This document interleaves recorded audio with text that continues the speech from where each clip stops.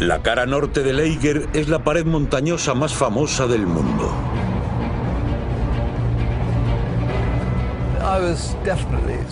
Desde luego que tenía un miedo tremendo antes de escalar el Eiger.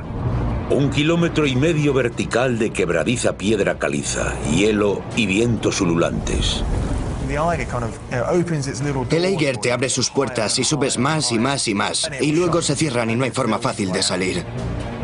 Más de 60 personas han muerto en la cara norte, pero continúa fascinando como ninguna otra montaña.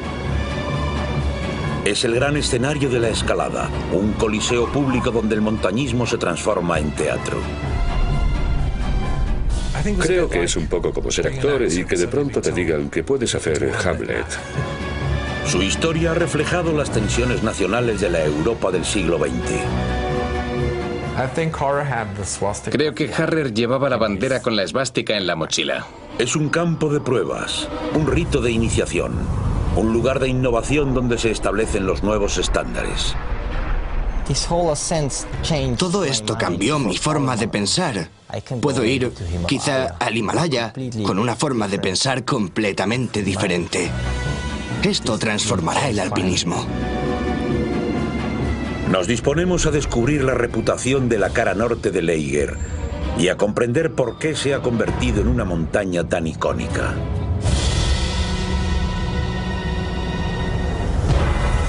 El Eiger.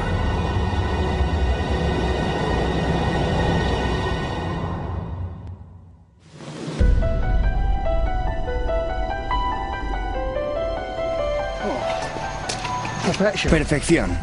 Estamos en marzo de 2009 y los guías de montaña Kenton Kuhl y Neil Brody están en Grindelwald, Suiza, planificando una intentona en la cara norte del Eiger, el Ogro en alemán. Kenton es uno de los mejores guías de montaña del mundo. Ha guiado a sus clientes a la cima del Everest 8 veces y a Sirran Ulfains a la cumbre del Eiger. I've never seen so much snow here. This is outrageous. It'd probably be good for jumping over the train on skis, wouldn't it? It'd probably be quite easy. Neil es un guía de montaña profesional radicado en el valle de Chamonix. Ambos ya han escalado la cara norte del Eiger, pero su combinación única de historia y peligro sigue atrayéndolos. Si le preguntas a cualquier alpinista de hoy en día qué te gustaría escalar, te diría que el Everest o posiblemente el Grand Duras. Pero casi con seguridad no te diría quiero escalar la cara norte del Eiger. La verdad es que yo desde luego que sí. Me crié leyendo todos los libros. Es que hace volar tu imaginación. Quieren poder decir a sus amigos he ascendido por la cara norte del Eiger. Los escaladores no son gente equilibrada ni razonable. Lo más habitual es que sea más bien al contrario. Así que los atrae el Eiger por su reputación.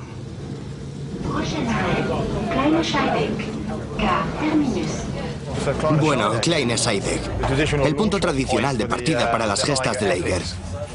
La última vez que estuve era verano. Había unas praderas maravillosas y ahora está todo cubierto de nieve. Es muy premonitorio, la verdad. Para la mayoría de los alpinistas, el Eiger sigue siendo un trofeo esquivo. Es una dificultosa ruta alpina que exige un alto nivel de pericia y compromiso. Y la cara debe estar en buenas condiciones para que los montañeros pongan el pie en ella. Este invierno las condiciones distan mucho de ser perfectas. Lleva días nevando copiosamente y el Eiger está cubierto de densas nubes. Si dejase de nevar ahora mismo, mañana podríamos mirar para allá y veríamos unas avalanchas de nieve y hielo y a veces rocas cayendo en cascada por la pared. Nosotros decimos que se desviste. Pues eso, que el Eiger se está desvistiendo de su manto invernal en cierto sentido. Y sería mortal de necesidades si nos acercáramos. Y seguramente aún quedan 48 horas de tiempo. No hace falta que luzca un cielo azul ni nada de eso. Basta con que deje de nevar y el viento amaine un poquillo y se desprenderá de su manto invernal. Y luego necesitaremos buen tiempo para el periodo en que escalemos. Sí, me voy a poner optimista y voy a decir que tenemos un 50% de posibilidades de hacer un intento. Llevamos aquí 10 días y las cosas pueden cambiar muy deprisa, así que... Sí, tengo esperanzas, sí. Pero se esquía bien.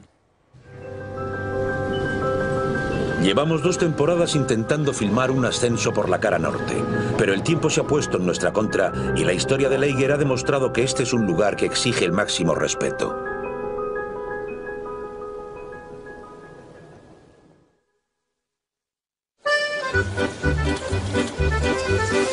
Cuando se levantan las nubes a la mañana siguiente, se puede ver por qué. El Eiger domina la aldea de Kleine Seidel. Ninguna otra gran montaña ocupa una posición más pública. I think we'll be up to our armpits in snow, basically.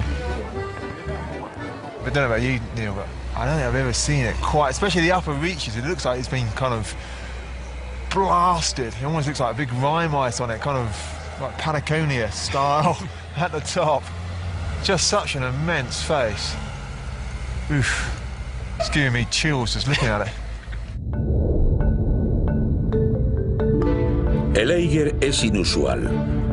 Su cumbre puede ganarse con relativa facilidad siguiendo las escarpaduras de sus flancos, pero su cara desnuda es un reto para el montañero mucho más serio. Da al norte, así que está perpetuamente ensombrecida. Es cóncava, por lo que atrapa el mal tiempo cerca del muro. Un escritor la describió como abierta en canal, como el pecho de un enfermo. El peligro clave del Eiger probablemente sea la caída de rocas, pero también como está justo al borde de los Alpes, casi puede tener un sistema climático propio y cualquier frente que llegue del noroeste alcanza primero el Eiger. A los pocos minutos de desatarse la tormenta sobre la cumbre, por la cara norte se derraman cascotes y agua y nieve cayendo en cascada. Y se convierte en una película de terror. Verse atrapado en esa cara, con mal tiempo, en un lugar expuesto, es el material del que están hechas las pesadillas. Las bandas de rocas por las que tienes que avanzar para ascender por el monte tienen muy escasa protección. Hay pocos lugares donde colgarse o instalar cualquier otra clase de protección. Y las rocas son muy afiladas también, están muy sueltas. O sea que quizá no tengas protección y los huecos a los que te agarras también pueden romperse. Pero no son solo los desafíos físicos los que intimidan.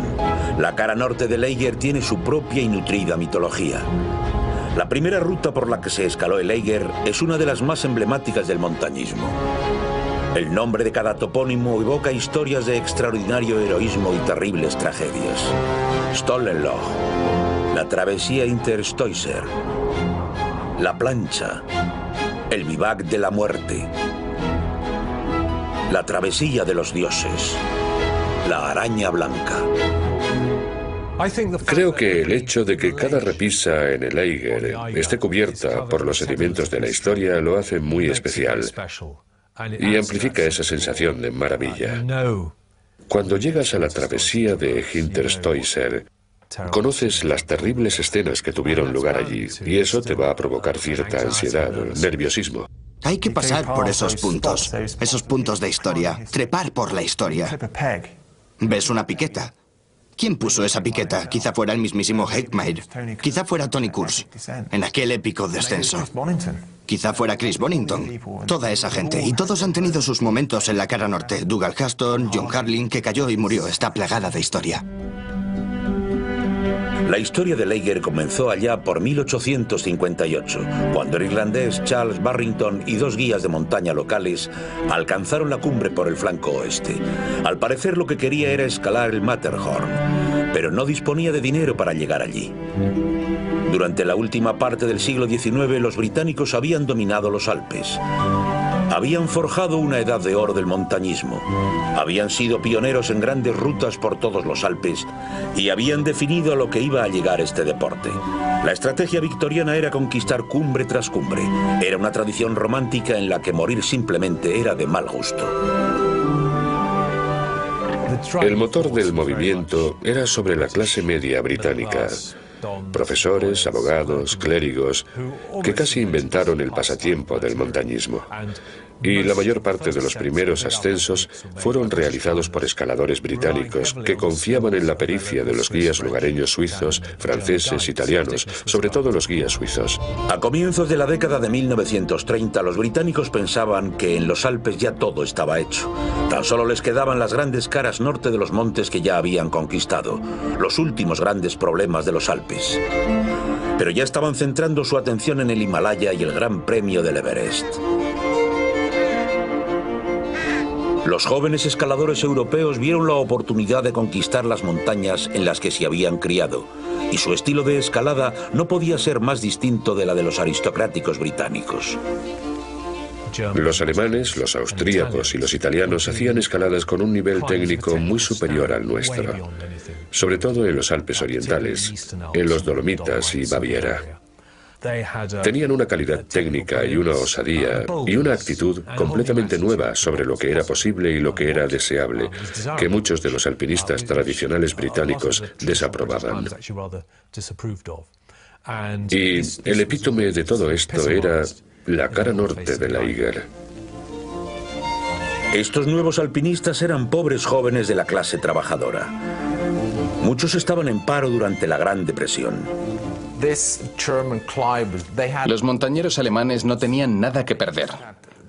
Tan solo eran buenos escaladores y pensaban, sí, si escalamos la cara norte de Eiger, nos haremos famosos.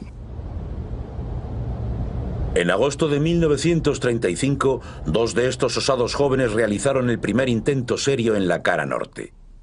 Los bávaros Max Edelmayer y Karl Meringer habían estudiado la pared a conciencia y creían haber dado con la ruta directa hasta la cima. La verdad es que nadie había intentado escalar la cara norte. Así que cuando los dos montañeros de Múnich, Karl Meringer y Max Edelmayer, iniciaron el ascenso por la pared en agosto de 1935, no había experiencia alguna de lo peligrosa que es, de lo difícil que es. Lo único que se sabía por aquel entonces es que era una cara tremenda. Partieron a las 2 de la madrugada del 21 de agosto. Hicieron bastantes progresos y al final del segundo día ya habían alcanzado el punto más alto del primer nevero, y el tiempo aún se mantenía. Entonces, a la tercera noche empezó a soplar el viento y una gran tormenta eléctrica engulló el Eiger. En Kleine Scheidegg, la temperatura cayó a 8 bajo cero. Al quinto día las nubes se levantaron brevemente y la gente que formaba colas en los telescopios los veía en lo alto de la cara, aún bregando por ascender, ya casi en la plancha. La cortina de nubes volvió a correrse y Meringer y Selmayer jamás volvieron a ser vistos con vida. Sus cadáveres se hallaron más adelante en una pequeña cornisa a 3.300 metros que se bautizó como el Vivac de la Muerte. Aquel primer accidente de 1935 fue el que cimentó realmente la reputación de Eiger. Bueno, llegó a conocerse como Morband, la pared de la muerte, y la prensa acudió en masa a Grindelwald. Y como es tan pública y está a plena vista de las cámaras, aquellos espantosos dramas se desplegaban ante la prensa de todo el mundo. La tragedia hizo volar la imaginación de la opinión pública como nunca. Por primera vez el montañismo se convertía en teatro. La gente se sentaba en una terraza y contemplaba cómo el drama de la vida y la muerte se desarrollaba ante ella. El escenario estaba listo para el segundo acto de Eiger.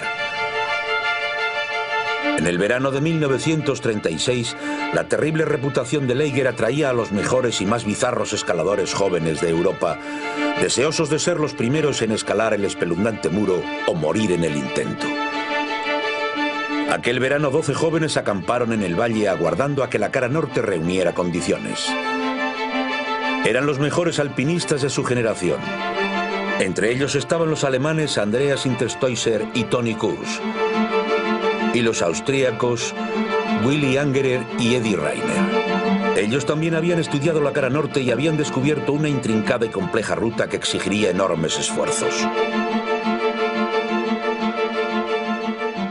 La ruta clásica por la pared de Eiger que tantos hemos seguido ahora Realmente la descubrieron Rainer, Angerer, Kurz y Hinterstoiser en 1936. Y fue Ander Hinterstoiser el que lideró la travesía crítica en la que vas desde la parte derecha de la pared por debajo de un gran acantilado vertical rojo. Y así pasas hasta el centro de la cara. Y hay un tramo crítico en el que hay una pared muy vertical, como de 70 grados, y parece de lo más lisa. Y él puso en práctica lo que entonces era una técnica muy moderna, la travesía por tensión, sirviéndose de la tensión de la cuerda para atravesar la lisa pared. Es un camino muy largo, como de 25 metros o así. Cuando vas a la travesía Interstoiser, ahora tiene una cuerda colocada. Pero aún parece muy complicada, ya que estás en una línea transversal. Y en cuanto empiezas a atravesar la montaña, retirarse ya resulta mucho más difícil, porque retirarse hacia abajo es bastante sencillo. Pero cuando empiezas a retirarte hacia un lado, todo se pone algo más complicado. La brillante y audaz travesía del Interstoiser había abierto la puerta de la cara norte de Leiger. La ruta hacia arriba estaba abierta de par en par para ellos. Subieron hasta la plancha, casi el punto alcanzado por Sedlmayr y Meringer el año anterior, y fue entonces cuando empezaron a retirarse. Las razones de su retirada no están claras, pero es posible que Angerer estuviera gravemente herido por una roca caída. Su ruta de retirada los colocó en una zona de paso de constantes avalanchas. Durante todo el tiempo se vieron bombardeados por salvas mortíferas de rocas sueltas que caían de arriba y probablemente del granizo que caía e incluso de cascadas cuando subía la temperatura. Puede ser absolutamente criminal. Y en los huecos intermitentes entre las nubes la gente del valle veía aquellas figuras diminutas retirándose. Las veían por los telescopios. Cuando llegaron de nuevo a la travesía se dieron cuenta de que habían cometido un terrible error. En lugar de dejar una cuerda colocada, Interstoiser se la había llevado. Ahora tendría que volver a pasar sin tener la cuerda tendida. Y ahora el tiempo era muy malo.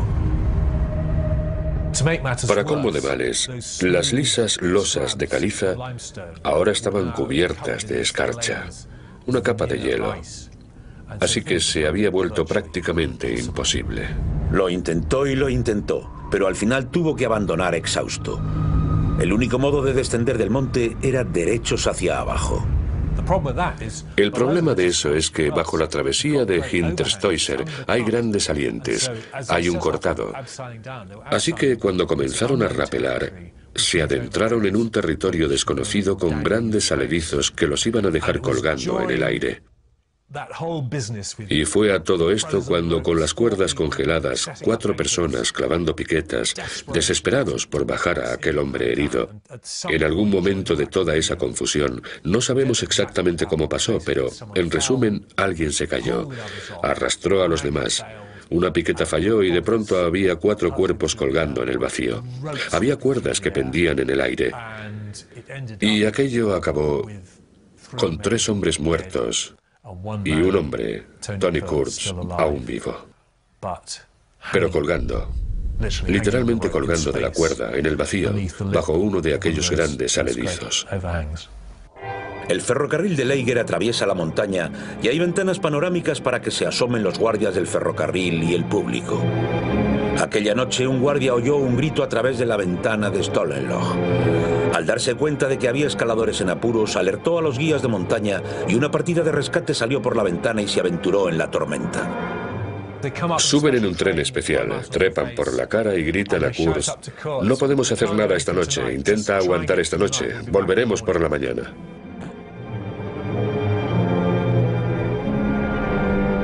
Los hoteles de Kleine-Scheidegg estaban abarrotados de visitantes ansiosos por contemplar el drama de lo alto del monte. A la mañana siguiente, temprano, los guías salieron por la ventana de Stollenloch y consiguieron situarse a 40 metros por debajo de Kurz. Pero no podían alcanzarlo por culpa del saliente que tenían encima. Kurz consiguió izar los 2 tramos de cuerda que necesitaría para descender los últimos 40 metros. Como fuera, logró atar las cuerdas, pero al rapelar, el nudo que las unía se enganchó en su mosquetón. Ahora su única esperanza era cortar la cuerda, liberarse y caer 4 metros hasta la seguridad de la patrulla de rescate que tenía debajo. Pero para entonces tenía las manos gravemente congeladas. Estaban ahí abajo las personas que podían salvarle la vida y no era capaz de usar los dedos. Los tenía completamente congelados. Estaban muertos. No lo conseguía. Y ellos le decían, venga, que tú puedes, que tú puedes, que tú puedes. Y él tantea y tantea desesperadamente. Ya llevaba así 24 horas y al final dijo, se acabó. Se dejó caer y murió.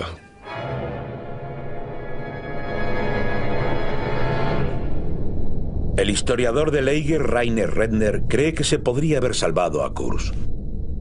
Uno de los guías tenía una cuerda larga, colocada entre la espalda y la mochila, pero no en la mochila. Y al hacer un movimiento brusco, la cuerda se salió y cayó hasta la base de la cara norte. Y eso fue algo verdaderamente trágico, porque quizá eso habría salvado la vida de Tony Kurz. Posteriormente descolgaron el cadáver de Kurz. Estas imágenes descubiertas recientemente muestran a los guías de montaña recuperando su cuerpo. La prensa y el público estaban cautivados por el exquisito horror de la muerte de Tony Kurz. Tony Kurz. Aquello era perfecto. Porque es un poquito irónico, pero era la vida. Pasaron 2 días, 3 días, y la gente estaba allí. Y la radio estaba allí. Y los periódicos estaban allí. Los buitres estaban todos allí, sí, se agolpaban en los telescopios. Fue buenísimo para el negocio, para el turismo. Es como el circo romano, pero al revés. En lugar de mirar hacia abajo en el anfiteatro, están mirando hacia arriba.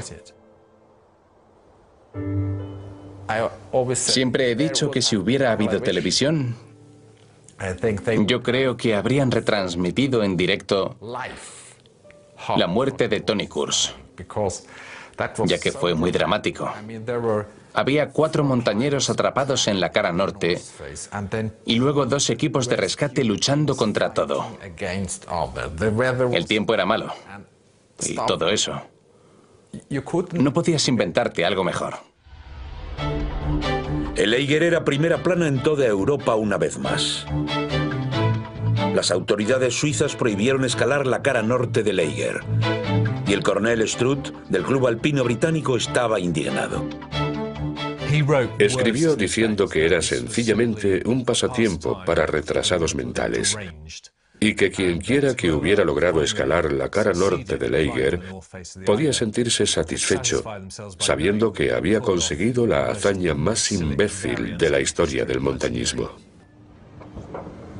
Imbécil o no, para los montañeros la cara norte del Eiger se había convertido en un trofeo aún mayor.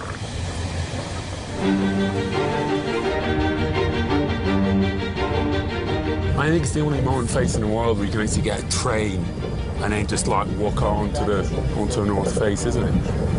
Sort of halfway out. Kenton y Neil cuentan con un permiso especial para visitar uno de los lugares más extraordinarios del Eiger, Stollenloch. Cuando se construyó el ferrocarril del Eiger, los obreros usaban esta ventana en lo alto de la cara para arrojar los escombros. Es la misma ventana que los guías de montaña usaron para tratar de rescatar a Tony Kurz. Stollenloch permitía a Kenton y Neil comprobar las condiciones de la cara. Cool. Wicked, eh? Awesome. This is amazing. Right. Can we start digging? Can we? You can almost see light out of it. You can almost see light. Y esto es Stollenloch. Esto es muy emocionante. Nunca había salido por esta ventana. He pasado por ella escalando a unos 50 o 60 metros, así que va a ser muy, muy emocionante. Esto es estupendo, ya que lees todos los libros sobre el tema y oyes todas las gestas de la gente que volvió o de la gente que desgraciadamente no volvió. Pues eso, con tormentas y cosas de esas. Y luego tener que andar por una vía de ferrocarril para ponerte a salvo. I can't believe I'm so excited about going out of the door. It's like escape to victory. Yeah. It's like the Great Escape, isn't it? You kind of dig in afterwards.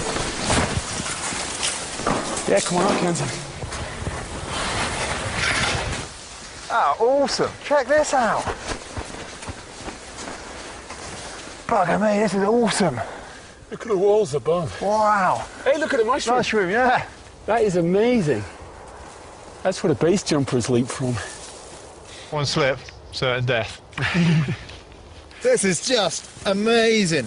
Absolutely amazing. We just popped out. And it's just like we're on the north face. There's spindrift coming down, and it's pretty cold. It's quite foreboding, actually. Es bastante premonitorio, la verdad. O sea, este es el escenario de muchas hazañas, de muchas historias casi de terror sobre gente luchando por sobrevivir, por subir ahí arriba. Y probablemente no haya ninguna tan mala como la gesta del 36 de Tony Kurz y sus buenísimos compañeros de escalada y amigos. De niño me crié leyendo cosas como La Araña Blanca, el libro que te narra la historia de Lager. Estar aquí, ser parte de él y tener tiempo para pensar en ello, eso es lo que me emociona tanto hoy. Normalmente subimos aquí lo más rápidamente que podemos, trepando muy deprisa para tratar de subir lo más alto posible antes de vivaquear. Pero hoy tengo tiempo para mirar alrededor y empaparme de todo esto.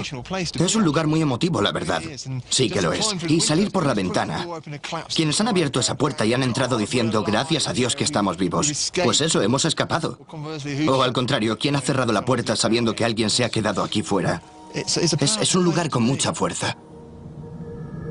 La tragedia de Kurz hizo que el Eiger se volviera irresistible para los alpinistas. La prohibición suiza solo duró 4 meses y en 1937 2 jóvenes italianos murieron en la pared. En 1938, el último verano de paz antes de la Segunda Guerra Mundial, 4 escaladores excepcionales llegaron a Kleine Scheidegg, los alemanes Andreas Heckmair y Ludwig Boer, y los austríacos Fritz Kasparek y Heinrich Harrer. Su ruta se ha convertido en uno de los grandes clásicos del alpinismo. Es una ruta muy complicada. No es subir recto y bajar. Se avanza siguiendo una serie de líneas de puntos débiles. Y si hay nubosidad densa, es bastante fácil perderte. Sobre todo en la parte superior. Y técnicamente no es súper difícil. Pero debido a la complejidad y la distancia a recorrer, es un reto de escalada sumamente complicado y problemático. Y creo que aún es una de las grandes rutas de los Alpes. Es una ruta clásica y seria. En el 38 fue una hazaña importante lo que hicieron. Tienes un par de tramos en los que no hay buena protección. Así que sigue siendo una escalada muy seria. Boerg llevaba una cámara y tomó fotografías durante todo el tiempo. Y la gente pudo ver cómo. Y no solo leerlo, sino también ver cómo lo hicieron. Y esas fotos, me parece que esas fotos, si las ves, sigues diciéndote, ahí va, qué condiciones más malas. A las 2 de la madrugada del 21 de julio, los 4 montañeros parten formando 2 equipos. La pareja austríaca formada por Harrer y Kasparek va seguida por los alemanes Heckmair y Boer. A mediodía del 22 descansaron juntos en el Bivac de la Muerte, pero continuaron escalando por separado. Para entonces habían ascendido por la cara norte más que nadie. Cruzaron el tercer nevero y llegaron a la rampa. Al alcanzar la travesía de los dioses, decidieron unir sus esfuerzos y seguir trepando juntos. Al ganar el gran nevero colgante de la Araña Blanca, estalló la inevitable tormenta de Lager.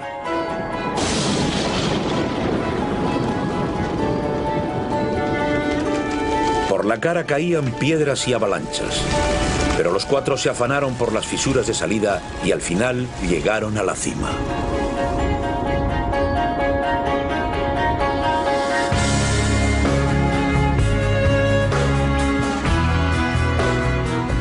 Fue un logro magnífico.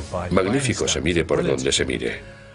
Y descendieron por el flanco oeste a última hora de la tarde y llegaron a Kleine Scheidegg, Y toda la prensa de Europa estaba allí para recibirlos, así que los cuatro alcanzaron la fama instantáneamente. Y hay una foto maravillosa de los cuatro y se ve esa aura radiante de culminación y felicidad en sus rostros. Es una foto maravillosa. Pero no todo el mundo estaba encantado. No podías leer mucho sobre el tema en la prensa inglesa. Había cierto resentimiento, por supuesto, en parte por el desarrollo político de Alemania. Los escaladores alemanes no eran muy queridos. Claro está, porque todo el mundo pensaba que el partido nazi los había dirigido hacia la pared, si bien no fue así. Creo que Harrer llevaba la bandera con la esvástica en la mochila, pero no la plantó en la cumbre. Creo que les bastó con llegar a la cima. No hubo bandera con esvástica, ni foto, ni nada. Solo, Jesús, vamos a bajar. Se politizó instantáneamente, ya que en cuanto descendieron a Grindelwald, volvieron corriendo a Alemania y fueron conducidos al Estadio Olímpico de Breslau, y allí desfilaron ante una multitud que los adoró. El Führer, nada menos, los recibió, y eran héroes nacionales. He aquí un perfecto ejemplo de la excelente hombría germánica alcanzando la gloria en la escalada alpina suprema. Era el sueño de cualquier propagandista en bandeja de plata. El éxito público de Boer, Kasparek, Harrer y Heckmair hizo poco por disminuir el poderío de Leiger.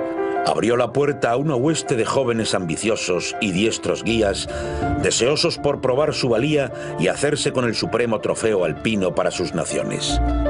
Las dos siguientes décadas serían testigo de 30 ascensos exitosos.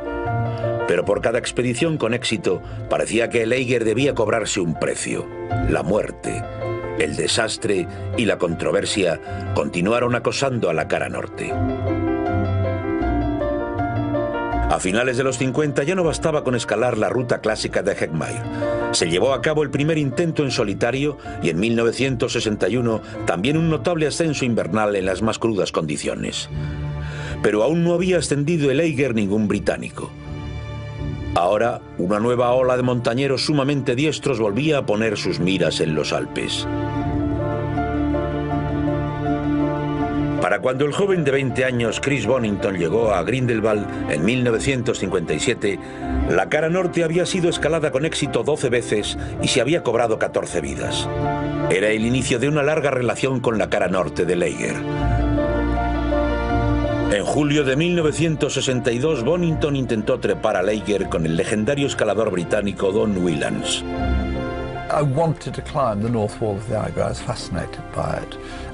Quería escalar la cara norte de Leiger. Me fascinaba y también a Don. Yo diría que seguramente sería 1961 o 62. Don estaba en el cenit absoluto de sus facultades. Era uno de los mejores alpinistas del mundo en aquellos tiempos. Pero era mucho más que eso.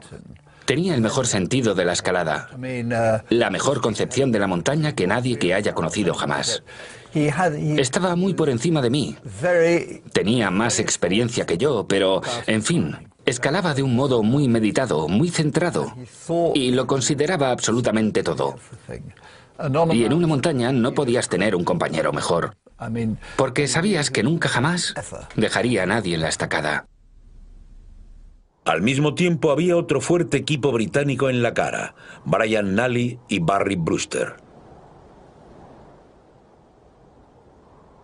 Era una carrera entre escaladores británicos por ser los primeros en llegar. Habíamos subido y evidentemente las condiciones eran malas.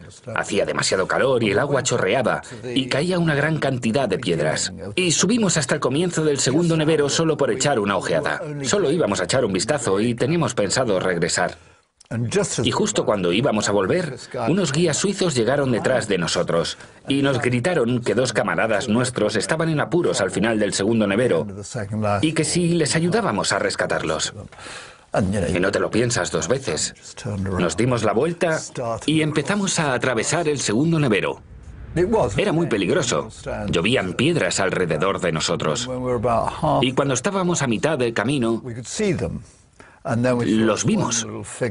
Y entonces vimos una figurita allí en la pared. Y era Barry Brewster.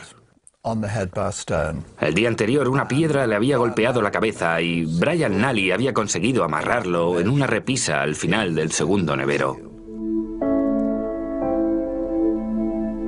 Brewster y Nally pasaron una noche muy larga expuestos en la cara norte, pero Brewster al final perdió su combate contra el Eiger y murió.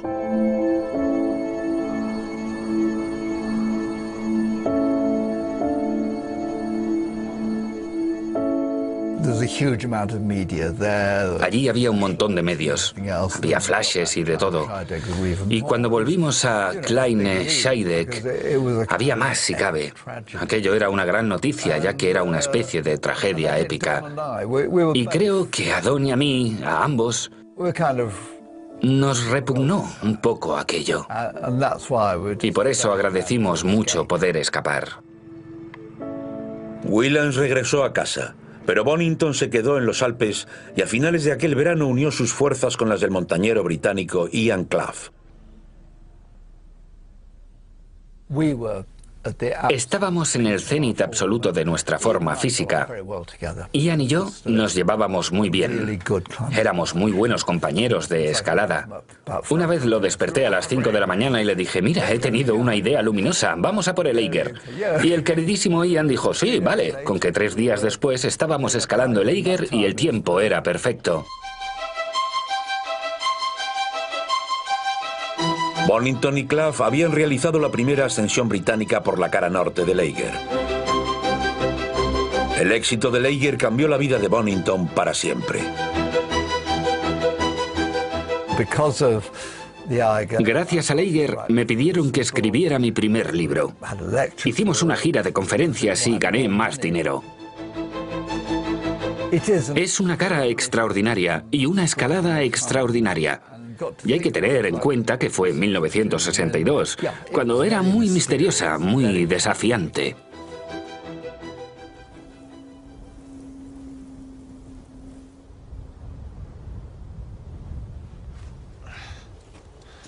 Kenton y Neil estaban en la pared junto a la ventana Stolen Log, realizando parte de la ruta de 1938.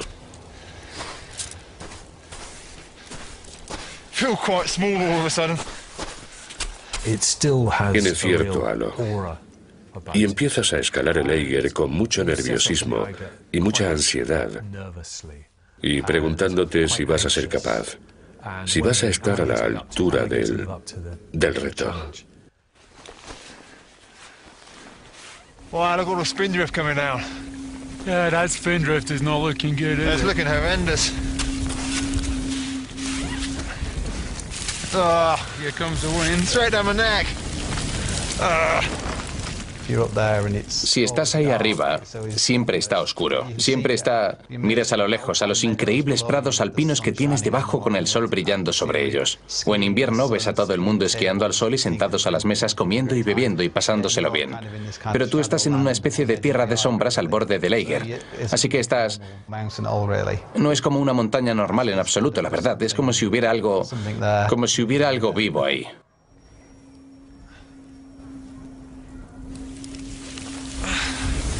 Bloody hell. Yeah, this is not North Face conditions at all.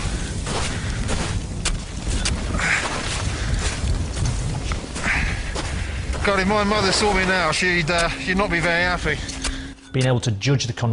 Ser capaz de evaluar las condiciones, evaluar tu equipo, o decidir si seguir o retirarte es muy importante en esa escalada. Porque lo que consideras al pie del monte, cuando decides, sí, vamos allá, es muy importante en el Eiger. En cambio, en cualquier otra escalada puede ser que lo intentes y pienses, hoy no es un buen día, no me encuentro bien, o podemos volver a bajar. Pero aunque solo escales hasta la mitad del Eiger, ya estás muy comprometido.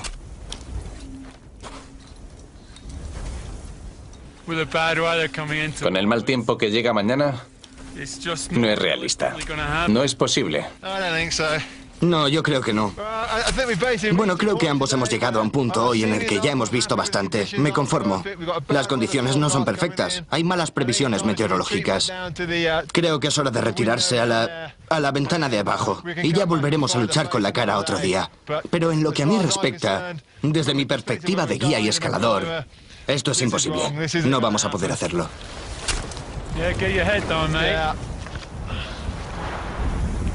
These aren't great conditions on the face.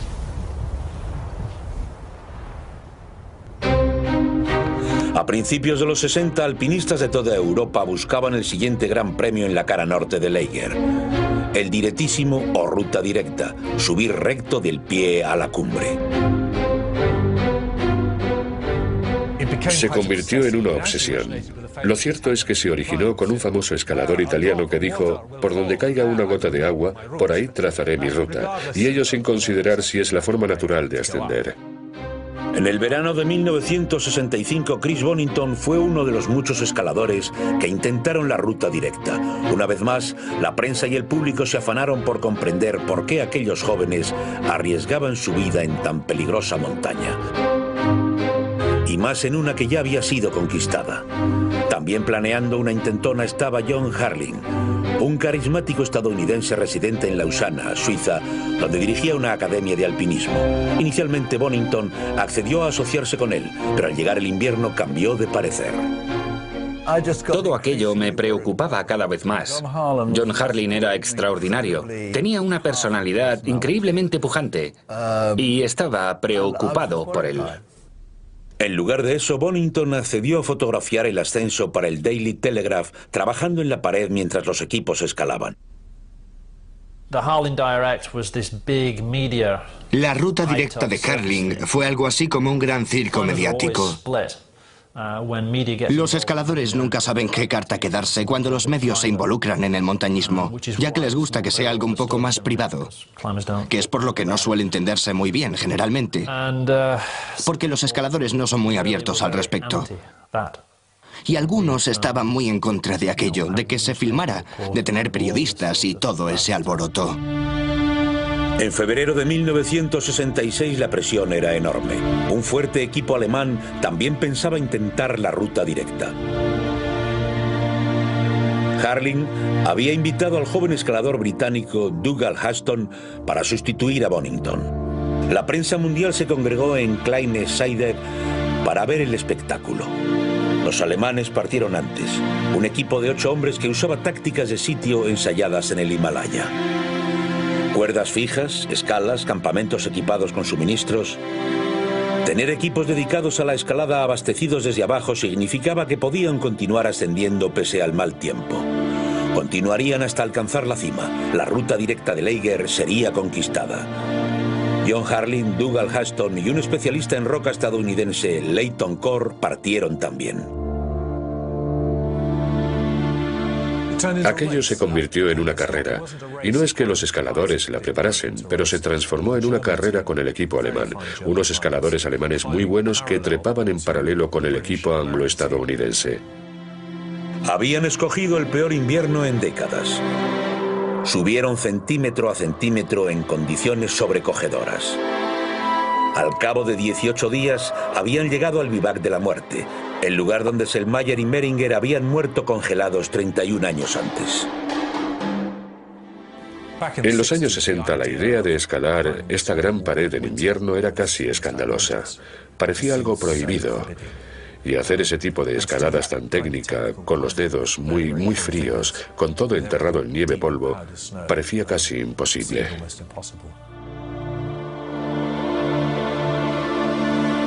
El tiempo era horroroso. Estalló tormenta tras tormenta mientras los equipos batallaban por la cara.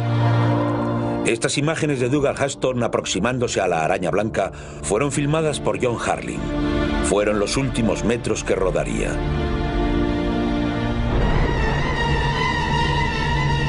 El 22 de marzo, un mes después de que su equipo pisara el muro, una cuerda se rompió y John Harling cayó y murió. Había un accidente esperando a suceder. Estábamos usando cuerdas que eran demasiado finas. Creo que era inevitable que alguna se rompiera tarde o temprano. Y nos podría haber pasado a cualquiera. Por desgracia le ocurrió a John. Así que cayó y se mató. Los demás estaban en la araña blanca y allí, yo creo que con absoluto acierto, decidieron que abandonar la expedición inmediatamente habría sido, pues eso, desperdiciar la vida de John. Dougal Haston, el miembro escocés del equipo, estaba sobre la cuerda que se había roto y unió sus fuerzas con los alemanes para completar el ascenso en memoria de John Harling. Era una ruta abrumadora de mucha dureza que iba en línea recta directamente por el centro de ese inmenso triángulo. Así que fue un gran logro. La prensa gozó de lo lindo. La noticia tenía todos los elementos de la perfecta tragedia de Laeger. Era precisamente lo que creo que es la esencia de Laeger. Periodismo, filmación, bullicio, gente mirando por los telescopios, un muerto, toda esa clase de cosas. Escaladores cayéndose, drama. Era un teatro maravilloso, maravilloso. Y era muy emocionante. Todo aquello era de lo más emocionante, porque los escaladores estaban haciendo lo que de verdad querían hacer. Y creo que uno de los aspectos en los que creo que mi generación de escaladores ha sido afortunada es que la clase de escalada que queríamos hacer por nosotros mismos sea la cara norte de Laeger por la ruta habitual, o la ruta directa de Laeger. Eran retos reales, genuinos, tradicionales. Era algo en lo que la prensa podía meter la cabeza y seguirlo. En cambio, hoy en día, no creo que los medios puedan ya meter la cabeza en la escalada dura. En los años 30, el Laeger se consideraba inescalable. El coto de los imbéciles y los retrasados mentales. En 2009, el fenómeno suizo Uli Steck llevó a cabo un ascenso por la cara norte en solo 2 horas y 47 minutos. Para mí fue completamente diferente. Subes ahí y es como si fueras a correr. Coges el primer tren, te tomas un café y a las 9 en punto de la mañana empiezas a escalar. Y sabes que exactamente a la hora del almuerzo estarás en la cumbre. Cambia completamente en tu cabeza. Así que solo pasas 3 horas expuesto en la cara. Ya ha dejado de ser ese montañismo serio. Y me paso como un año entrenándome expresamente para este ascenso rápido. Es como entrenarse para un maratón.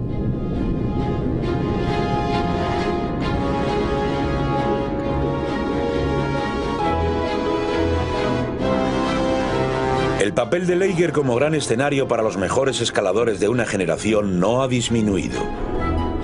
Pero mientras que los mediáticos ascensos veloces proporcionan jugosas noticias, para los montañeros profesionales y sus patrocinadores esto no es un truco publicitario. Esta ascensión cambió mi concepto para todas las montañas. Creo que hay muchas posibilidades en un modo diferente de escalar. Puedo ir quizá al Himalaya con una idea completamente diferente. Y esto cambiará la escalada. No soy mejor escalador que Hegmaier en su época. Solo son otros tiempos. Así que esto es lo que está cambiando. Pero la montaña sigue siendo la misma.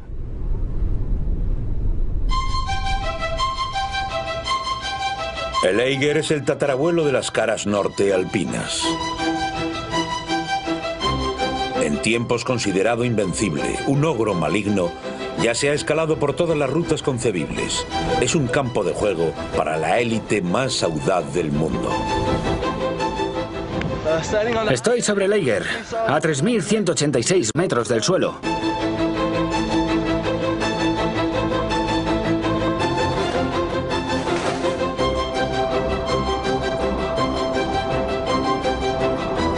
La gente lo ha subido a la carrera, ha saltado desde él y ha esquiado por su gran cara. Pero pese a todo, la cara norte del Eiger aún se gana el respeto de los mejores alpinistas del mundo.